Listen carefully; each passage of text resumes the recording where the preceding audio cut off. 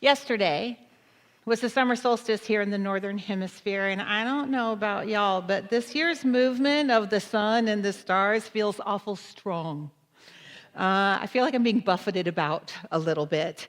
And we're going to talk about the solstice today and how we can use the abundant energy that is coming at us to fuel transformation. But there's a couple of things we need to talk about first.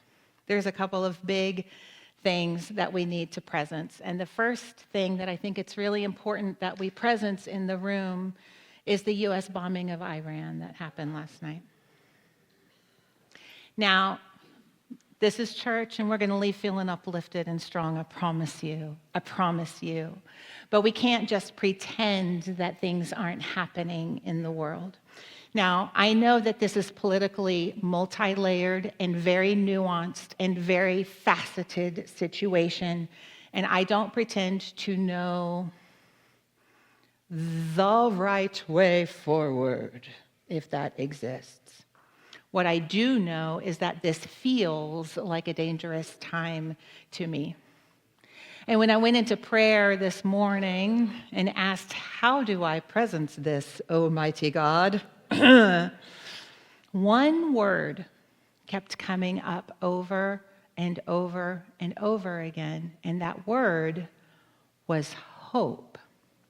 As Reverend Shannon taught us a month or so ago, active hope. And I thought, really, God, that's what it is? It's hope? Are you sure? Could we have something? No, it was hope. So I went in and I said, what's underneath that? And here's what I got.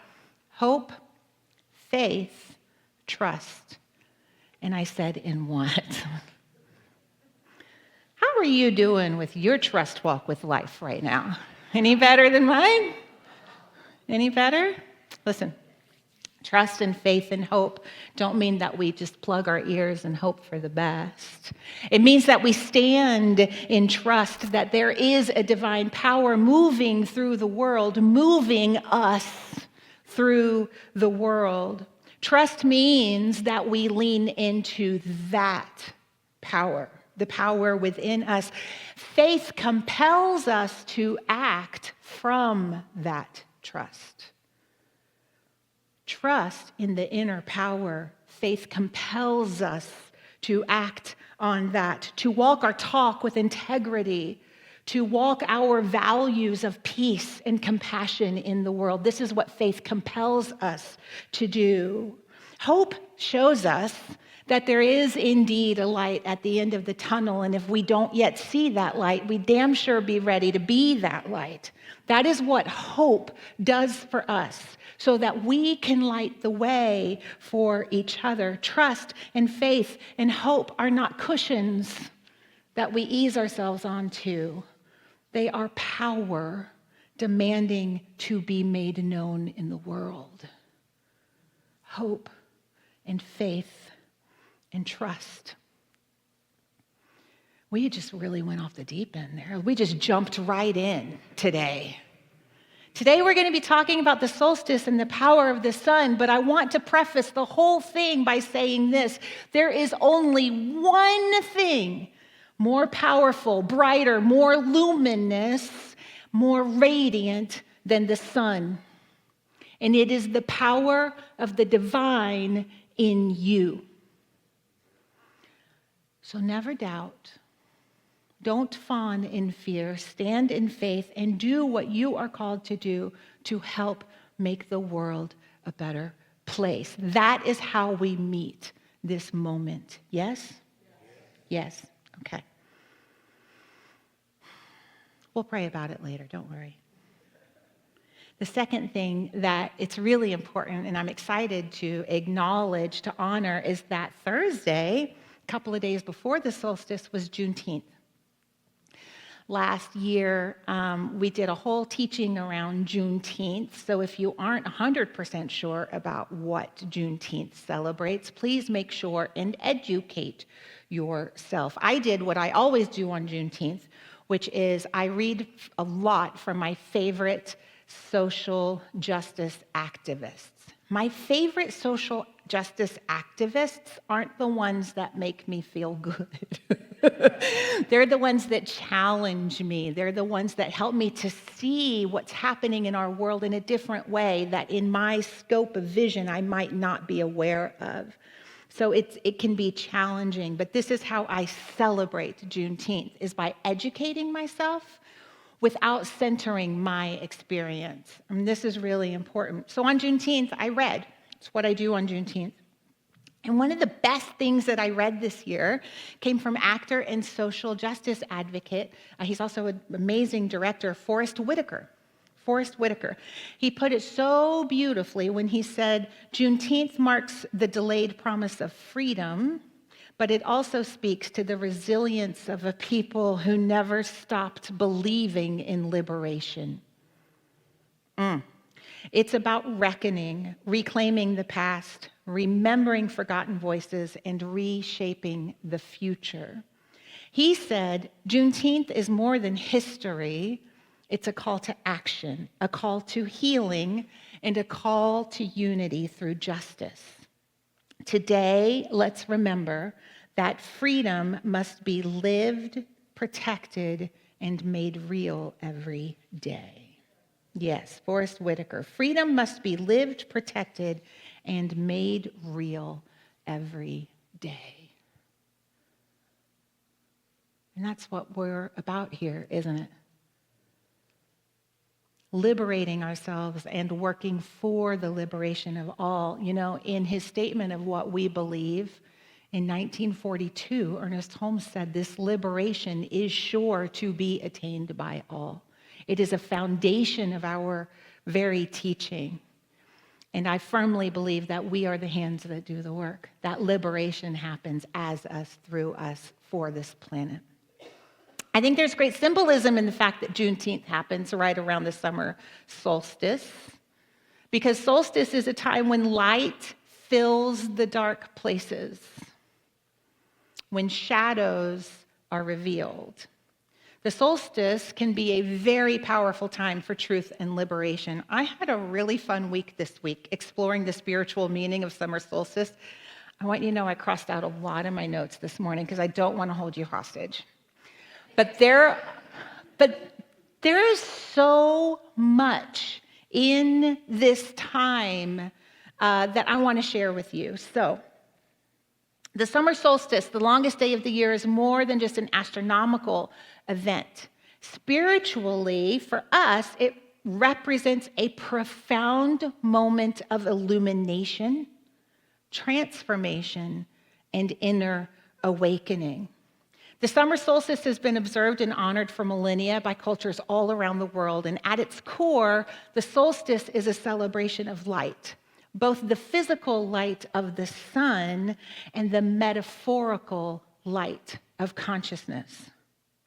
It symbolizes a peak, a turning point, and an opportunity for deep, deep spiritual reflection and growth. And that's what we're going to talk about today. How we can use this moment in time for our own healing and growth, and the healing and growth of the planet. Light has long been associated with knowledge, clarity, and divine presence. And in many spiritual traditions, the sun is seen as the manifestation of the divine, or as a direct symbol of the soul, like an outer symbol of the inner power. So this summer solstice becomes a metaphor for inner illumination. That time when hidden truths come to light and when we are encouraged to connect more deeply with our higher selves. The solstice marks the day when the sun reaches its northernmost or highest point in the sky and it floods the northern hemisphere with daylight. It's also when the earth is turning, which is what brings the sun to that zenith, right? So I read once that it actually takes about 3 weeks once we reach that moment in time. It takes about 3 weeks for the balance of light and dark to actually shift. 3 weeks. What else does it take 3 weeks to shift? Anybody? A habit. It takes about 3 weeks to shift a habit. Good job, section over here. You win the service today. So we can use this time kind of as a sacred landing point and as a catalyst for our growth. And we can do it in the conjunction, in the flow of life itself. As the light reaches its peak, so too can our awareness and our understanding. So this is a really potent time to engage in our spiritual practices, meditation, prayer, journaling, educating ourselves, and sacred ritual.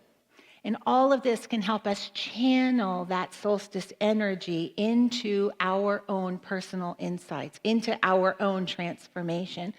We are being invited to reflect on how we can shine our own light more brightly in the world. Today, we are going to design a ritual, a practice that we can use over the next 3 weeks to release what no longer serves us and to anchor in the good that our souls are here to express. That's what we're going to do today. And every piece of this ritual is going to be grounded in ancient wisdom about the summer solstice. I could have made a 27-part ritual, but for our purpose, because there's so much wisdom, there's so much history and meaning behind the solstice. But for us here today, I thought we're going to want lunch. So 24 parts might not be, we'll just do 4. We're taking 4 pieces of ancient wisdom about the solstice, and we're going to create a modern ritual around it. So first I'm going to talk about what those 4 pieces of ancient wisdom are, and then we're going to talk about what a ritual can look like. So the first piece of ancient wisdom that we're going to base our ritual on is the idea that the solstice is a time of abundance and gratitude. So in agricultural societies, the summer solstice marks a time of abundance. Crops are growing, the earth is fertile, and the days are long and warm. Spiritually, this abundance is mirrored in the richness of our inner lives. It's a time to be grateful for growth, for our relationships, for the blessings we've received, and for the journey we've undertaken. Y'all, gratitude is a powerful spiritual practice. And when we're talking about release and transformation, as I was working with this ritual and this practice in my own life this week, I realized something kind of profound that I had never really glommed onto before. When we are doing our work, our transformational work, when we can start with gratitude, not starting from all of the things that we want to fix, not starting from fear, but when we start from gratitude, what we're doing is we're taking not only an energy that expands and multiplies, but we are acknowledging that there is good here already, and it's easier to grow good than to create something completely new. So when we start from gratitude, it creates a field of ease for the rest of the work.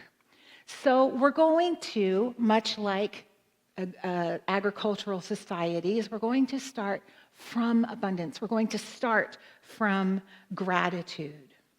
This becomes even more important when we find ourselves in challenging times.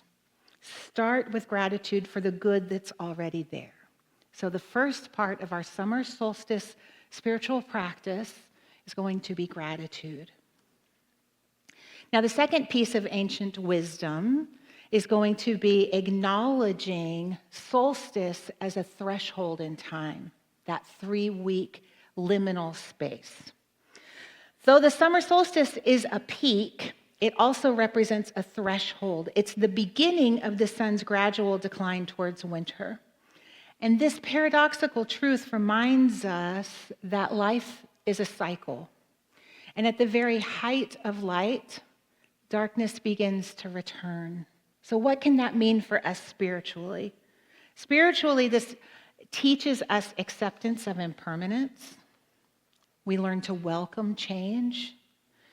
And it also teaches us the importance of balance. In many traditions, solstice is that liminal space, a doorway between worlds. Many, many cultures consider the solstice a time when the veil between the material and the spiritual world is thin, when intuitive insights, messages from spirit guides, inner visions, our capacity to tap into divine creativity, all of this is heightened during this time. So the second step in our ritual is going to be about becoming aware that we are in a sacred time of change and welcoming that time. We don't have to be afraid of these times of change. We can welcome them on our own terms. So the liminal space we occupy and the choice to cross that threshold into something new is about having a heightened awareness of the help that we receive from the unseen side of life. So the first step in our ritual is gratitude. The second step is awareness for this space that we are in and the help that is available for us. The third part of our ritual, of course, has to come from fire. Fire is cool unless you have a teenager who's really into burning stuff, in which case fire is scary.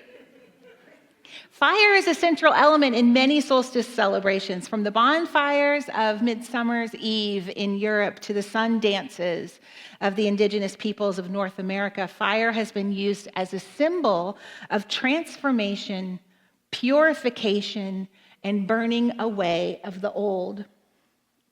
Spiritually, for us, fire can represent both the destruction of what we no longer choose to have and the purification, the burning away of the old and the transforming of it into something new. Fire represents transformation. So it is both destructive and creative. It clears away what no longer serves, but it ignites new potential as well. It's why they burn the fields to refertilize the soil. It ignites our potential. So lighting a candle or a fire at the solstice can serve as a ritual act of inner alchemy. You might symbolically burn limiting beliefs or fears or habits that you're ready to release. And at the same time, you can call in new energies, intentions, creative projects. Fire ceremonies at solstice aren't just symbolic, they're invitations to embody change at a soul level. Embody change at a soul level. So the third step in our ritual will be using the power of fire as an invitation for transformation. Gratitude, awareness, transformation. And finally, the last aspect of our ritual is coming from ancient wisdom around the acceptance of growth and fulfillment. Once we do the work, we accept the change. So just as plants reach for the sun, humans are naturally drawn towards growth and expansion, and the solstice offers us a powerful opportunity to assess where we are on our personal and our spiritual journeys. What have we cultivated since we planted seeds of intention at the winter solstice? What have we grown, and what fruits are we beginning to see from that? This is a time of fulfillment and reflection, but it's also a time of setting intentions for the next 6 months. While the sun begins its descent from its height, we still have the full breadth of summer ahead. So spiritually, that's a time for us to take inspired action, to manifest our dreams, to express our creativity and our joy. So our final piece of our ritual will be about growth and accepting the fulfillment of our intentions. So there are literally an infinite number of ways that you can ritualize the turning of the seasons. If there were just 10 of us, I'd probably have us take off our shoes and do a fire dance, but there's way more than that here. You can do that at home. The importance of ritual, though, cannot be overstated. Ritual is a way of acknowledging change by bringing the light of our consciousness to what is happening in the world. And when we take the time to bring ritual to it, when we take that sacred pause, we have an opportunity to bring our inner world and our outer world into balance.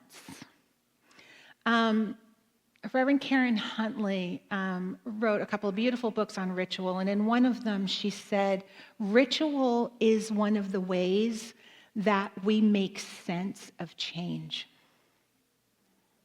Ritual is one of the ways that we embrace, embody, and allow the change that is happening around us. People have been doing ritual for millennia in this effort to make sense of the world, to balance our inner world and our outer world. So here at the Spiritual Center, we wanted to take a pause today and become fully present in ritual in a way that we can take into our daily practice for the next few weeks. I'm going to teach you a simple visualization today that you can do. It will just take a few minutes. And if you choose one thing to visualize about for the next 3 weeks, change will happen in your life. And if you have something different come up every day when you do your visualization, that's great too. Seeds of change are being planted in your life. But bringing our consciousness to the table for 3 weeks is how we make real change in our lives, how we can bring those changed selves into the world.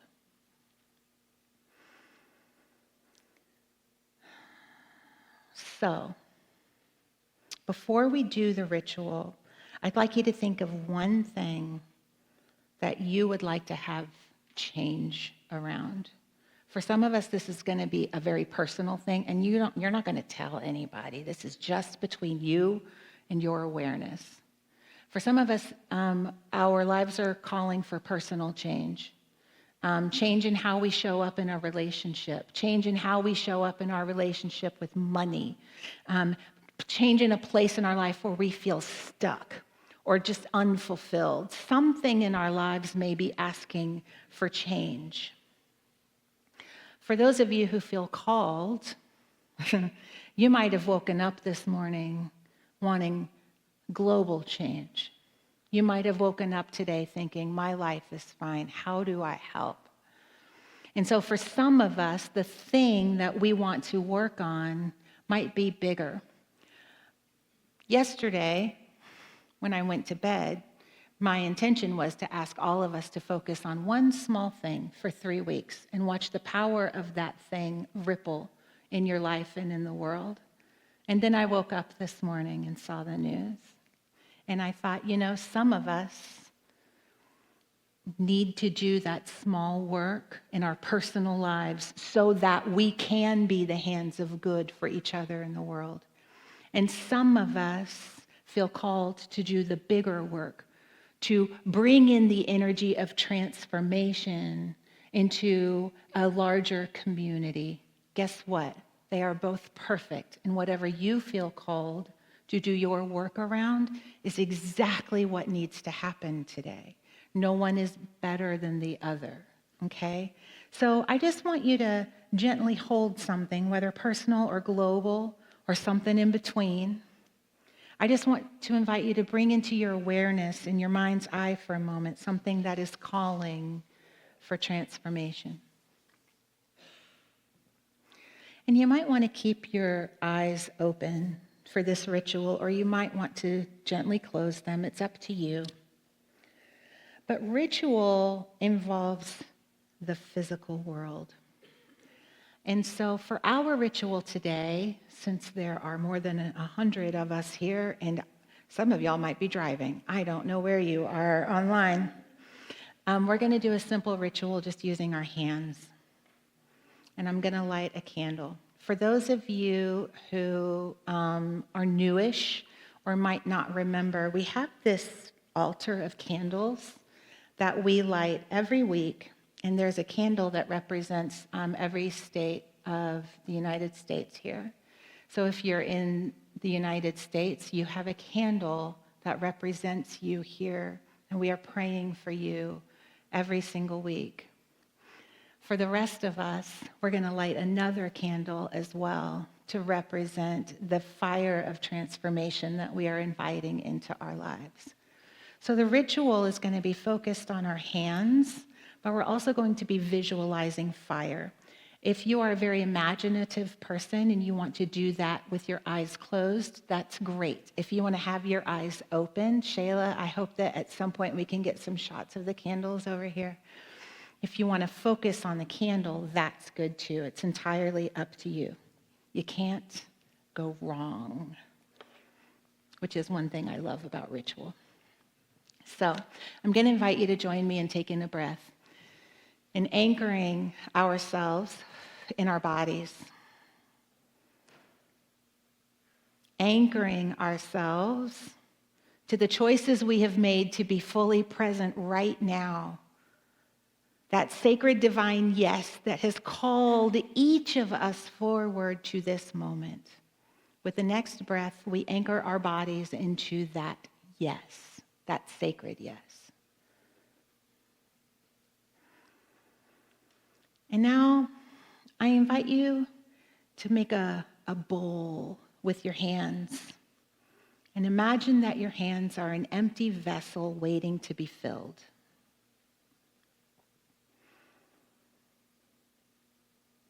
Those sacred hands that have done so much good in the world.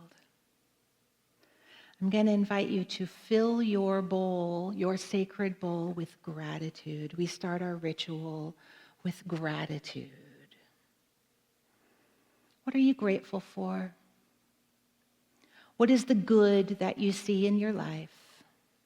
Imagine it filling your hands until you can almost feel the weight of the good. Just for fun, empty that bowl into your heart. Gratitude of the abundance, the good that we already have, sets the stage for the work, y'all. And now, allowing your hands to hold space for something new. Recognizing that we're in a sacred space and time and place, we honor this sacred time of change. And part of that honoring is inviting transformation. So whatever it is that you are ready to transform this day, I invite you to hold it softly, gently, lovingly in your hands.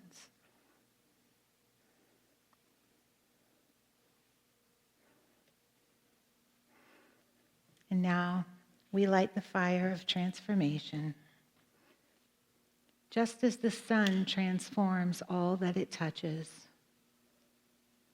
giving leaves the power to feed a tree, giving us all of the energy that we need to survive. In the same way, fire is a transformational energy in our lives. And so I invite you to take whatever you are holding that is no longer serving and invite the transforming power of fire to change that, to sweep away what no longer serves and become a catalyst for the good that your soul desires. Visualize the energy of fire or the sun or your own divine power filling your hands, transforming, burning away, and creating the potential for your next greater yet to be. This is the power that you hold. Invite and allow this energy to be healthy change, divine change, powerful, grace-filled change in the palm of your hands.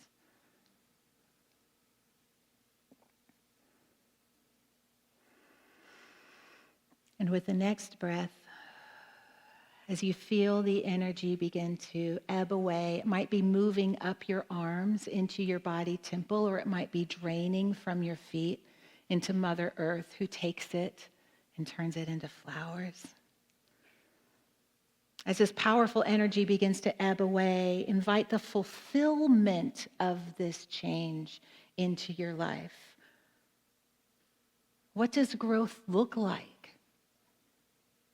What does healthy change feel like? Simply be in the allowing. You might use the affirmation, God is change and God is changing me. Love is change and love is changing me.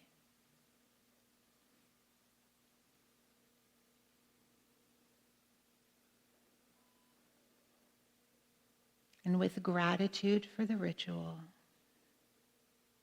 with love and gratitude for the power that transforms, we simply let it be. Blessed be, and so it is. So it is. And that's it. That's it. 4 steps. 4 steps. And you can create a ritual at home. You can journal and burn the pages. You can light a candle and contemplate the fire of truth burning away what no longer serves. You can take a barefoot walk in the forest. Watch for slugs if you're in Oregon. They're out in real force right now. And all of it is just an opportunity for your inner world and your outer world to match each other. But here's the thing. Ernest Holmes wrote 100 years ago, he said, we have the right to choose what we want to experience. What I love about this ritual, because I believe that's true, we can bring ritual to that choice, and we can work with the rhythms of the natural world to be empowered in a completely different way. We can work with the flow of light. We can work with the flow of life. We can work with the flow of the darkness. We can work with the flow, accepting the help that is available to us on the unseen side of life. And we get to be at conscious choice about all of it. This is empowerment. For those of you, what time is it? For those of you who are willing to do this work for the world right now, and I know there are a few of you in here who are wanting to do that work, here's my invitation. Don't look for results in the world. Be the change and let the world take care of itself. Don't plant the seeds and then go digging them up to make sure that they're rooting. Be the seed planter. Be the peace. Ripple the truth into the world and let the world react as it will, because the whole world is in a process of change right now, and that's okay. Our job is peace. Our job is love. Our job is transformation. Our job is truth. Our job is liberation, and we don't get to decide how that shows up for others, sadly. We just be the change. That is ours to do. So the spiritual meaning of the summer solstice is rich and multi-layered. Next year, you're going to get even more because I didn't even give you half of what I wrote this week about the summer solstice. It's a moment of radiant light, a threshold of change, and a celebration of life's abundance. It invites us to stand in our truth, to honor the light within and around us, and to live with greater intention, to be that beneficial presence. The solstice offers us a powerful reminder of our place in the great cycle and of our capacity for renewal and growth and change and spiritual awakening. Gratitude, awareness, transformation, and allowing. I invite you to take this into your life this week and over the next 3 weeks in whatever way feels powerful for you. But if you're really ready for change, if you're really ready for something new in your life, then you start that by being the change.